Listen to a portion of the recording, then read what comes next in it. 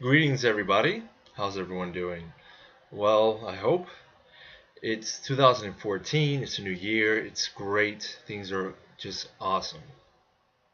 Now, I'm here to share a couple of things, a couple of insights I've gained over the last 3 years. And one of the topics I want to talk about is inspiration, or what is inspiration? Now, let's look at the word itself, inspiration. If you were to break down the word, make it into an anagram, you will find out that inspiration can be put in spirit, or in on a spirit, or in a spirit. So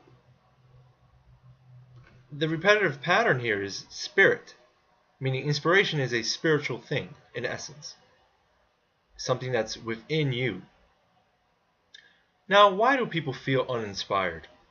And that's a great question, because a lot of people are stuck with why they feel unmotivated or uncreative or unproductive. And so far, what I've learned in my journey is that inspiration occurs only when a person allows themselves to trust their inner guidance, or their intuition, prefix being in. Noticing a pattern here? Things that allow you to be creative, allow you to be more inspired, occur within first and manifest itself when you allow yourself to trust yourself. Now, why do we resist change? And I know I'm jumping around topics here, but just follow me on this. What is resistance? Why do we resist things that potentially can benefit us in the long run? Well, I've come to learn that resistance is actually old belief systems that have been put in place since early childhood. Things that we've been taught to be true, but in reality, as we get older, we find out they no longer serve us. Yet we still cling to them, hang on to them, to our dear lives. And why do we do that? I've learned so far that it's comfortable. Some people just fear change. And that's okay, because we've been taught to believe that to be true. But I'm here to tell you that you don't have to believe your old structures of the mind. The mind is like a garden. The same way you plant seeds and cultivate and give it time to sprout, same things happen with thoughts, thought forms, behaviors. You can allow yourself to change if you're willing to. Now, there's a biochemical process that occurs within the brain that basically feeds you emotional surges. Emotions on a biochemical level are just chemicals that are produced in the brain. And some of us are addicted to these emotions. And in order to really understand why we are stuck in certain patterns, we must be willing to accept that on a basic level, we are probably addicted to our own patterns, our own thoughts. And if you break it down to the most basic chemical level, it's an addiction. You can almost say a drug addiction. But let's not look at it that way. Let's just say it's an emotional addiction. So when a person feels uninspired, is it possible they are addicted to feeling this way?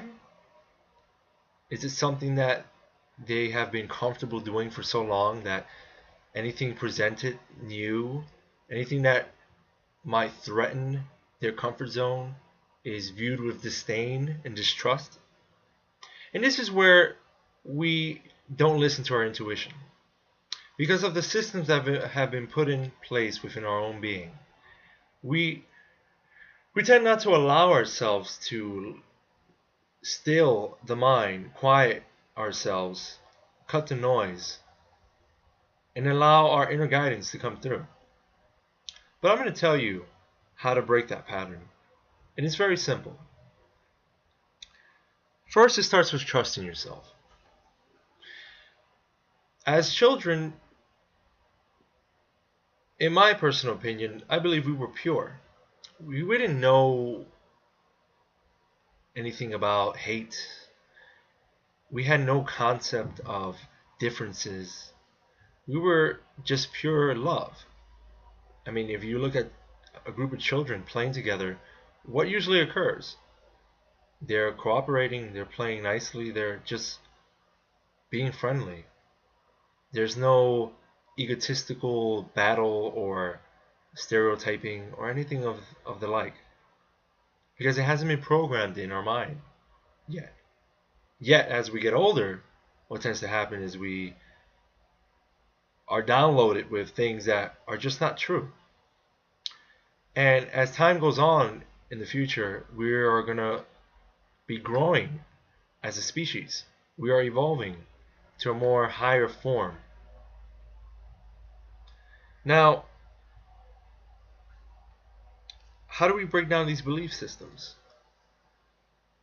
Well, firstly, besides trusting ourselves, we have to acknowledge some of our own errors in thinking. And this is not easy to do, because it's taken me, and I'm still in the process, but I'm allowing myself to be honest with myself. And the truth hurts. Truth is like a sword. It just cuts through all the bullshit, and it doesn't care. But during the process, you're cleansed. You're alleviated of all that is not true, all that is false. And that is one of the first things we must allow ourselves to do in order to truly unblock ourselves. Because our intuition is always there. It's just our mind gets in the way. Now, inspiration. There are many methods to feel inspiration, to allow yourself to be inspired. There's a great book that I'm reading at the moment. It's called The Artist's Way.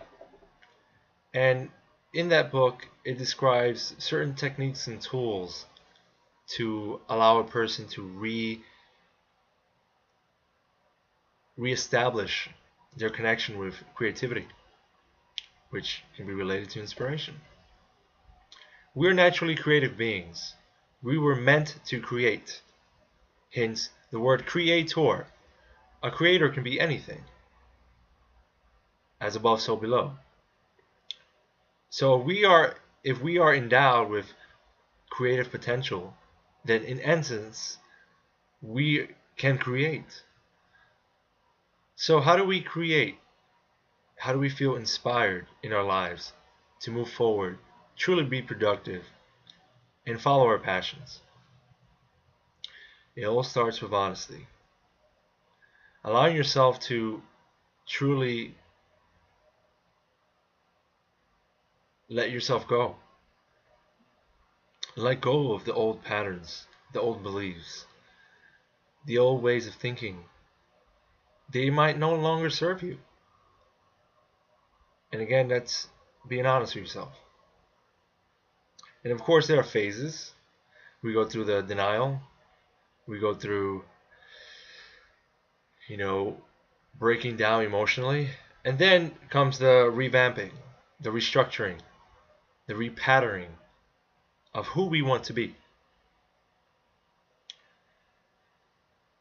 I'm going to be creating a numerous amount of videos relating to this topic and others, but I just wanted to start off with that question and give some advice on my personal beliefs so far.